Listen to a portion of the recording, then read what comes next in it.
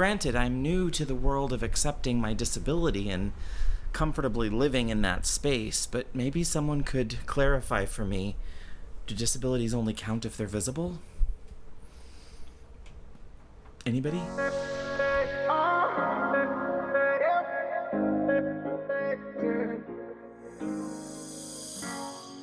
In our hometown, running free, it could be everything that we were chasing. I'm impatient just to see. How you doing, Chunks? Ready to go college? Invisible but ever present, my disability is a part of me that remains unseen by many. Crohn's disease is not a weakness, it's a testament to my strength and perseverance. I've learned to listen to my body, to honor its needs, and to speak up for myself when the world fails to see the battles I fight within. I'm a warrior, a fighter, a survivor of invisible battles that shape me, but do not define me. So here I stand, proud of my scars, unapologetic for my limitations, and grateful for the lessons that Crohn's disease has taught me. I am not just a person with an invisible disability. I am a beacon of hope, a voice of resilience, and a reminder that beauty and strength can be found even in the unseen. I think the biggest thing today that I'm thinking through is kind of disability ownership. Owning my disability, owning that it's tough. All this like random skin stuff that's left over from the shingles themselves. I mean, all of those things presented themselves and became an issue because of my disability. And I think that it took me a really, really long time to own that. The thing that I've struggled with the most is just saying out loud, I'm disabled. This is who I am. This is part of my reality. And I've got to be okay with that on some level. And that's been really, really hard. It's been hard to get to the place where not only do I accept that I'm disabled, but I'm okay talking about it.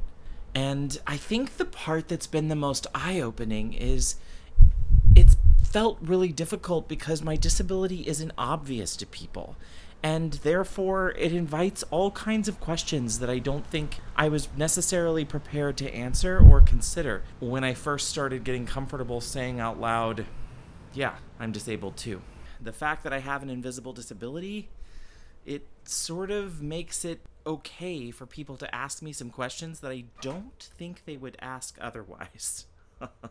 Maybe they would. Maybe their filters are broken. Oh, I don't look disabled? Well, then am I disabled? Does it count if I'm not obviously disabled? If my disability is invisible, is that not like a real one? I don't know that that's super unusual to have a hard time accepting being disabled. I imagine it's probably more common than I'm willing to consider. But for me, it was really hard to kind of get comfortable with I'm a disabled person. And I think a lot of that goes to stigma, the stigma around being disabled and what that means or doesn't mean. It doesn't mean that I'm limited. You know, it just means that I need an accommodation. And I think the other thing about disability is there is a feeling, or I rather have the feeling there was some sort of weakness in owning that disability, and that's just not the case. That's not the facts. In fact, I think there's some strength in owning your disability. I think there's some strength in saying, this is who I am, this is what I'm living with, this is what I'm working through. And that takes a lot of courage. It takes a lot of guts, especially in a world where we look at disability as a negative. I think it's a positive.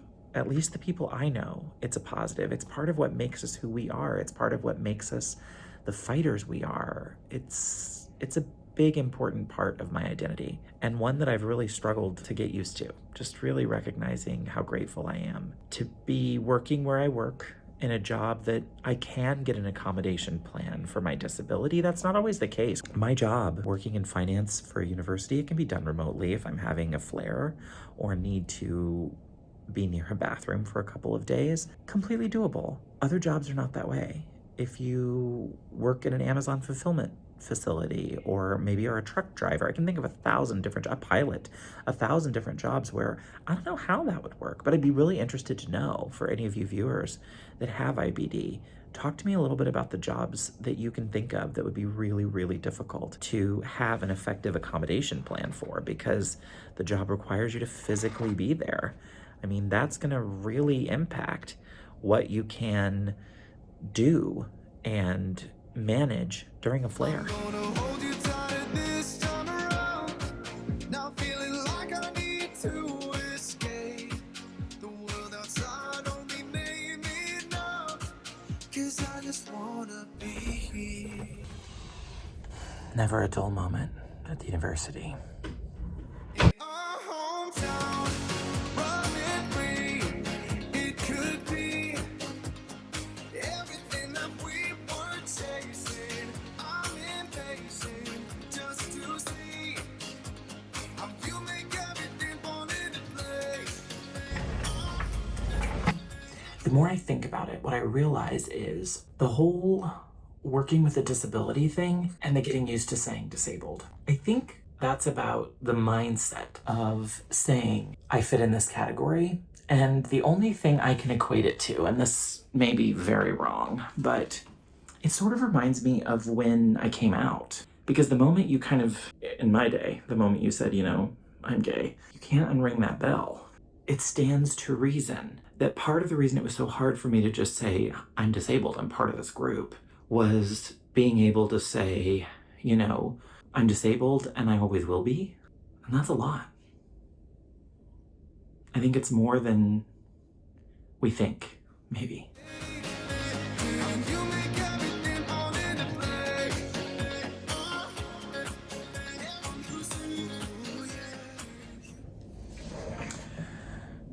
The other thing I think about with owning the disability thing, or really leaning into that, is I think there's such a negative connotation about what a disability is. And I think that's something society at large needs to work through and deal with, so I don't think that's something that can be handled on a vlog. But for myself, I think that it's always carried a connotation of not being capable of doing something or needing some sort of special assistance. And that's true on the one hand. Obviously, I have an accommodation plan here. But where does that mindset come from? That saying we have a disability makes us weak somehow, or means we're not as capable as the next person. That's all a bunch of bunk. Where does that come from? Navigating life with an invisible disability like Crohn's disease has been a journey of self-discovery, resilience, and acceptance, especially when it comes to its impact on my career. At first, the diagnosis felt like a roadblock, a barrier preventing me from pursuing my professional ambitions with the same vigor and energy as before. The unpredictable nature of Crohn's disease made me question my own abilities and worry about how others in the workplace would perceive me. How was your day? Oh boy, she's wide awake now, Dad. But as time went on, I realized my disability does not define my worth or limit my potential. Instead, it has become a source of strength, empathy, and determination in my career endeavors. The challenges I face have taught me to be adaptable, resourceful, and proactive in managing both my health and my work responsibilities. I've learned to communicate openly with my colleagues about my condition, fostering a culture of understanding and support in the workplace. Through this transparency, I've found a sense of empowerment and belonging, knowing that I can excel in my career while also prioritizing my health and well-being. Crohn's disease has shaped my career path in unexpected ways, leading me to embrace opportunities for growth, resilience, and advocacy. It's taught me the importance of self-care, work-life balance, and compassion towards others facing their own challenges. As I continue to navigate the intersection of my disability and my career, I stand tall in my acceptance, grateful for the lessons learned, and hopeful for a future where inclusivity, diversity, and resilience are celebrated in the workplace.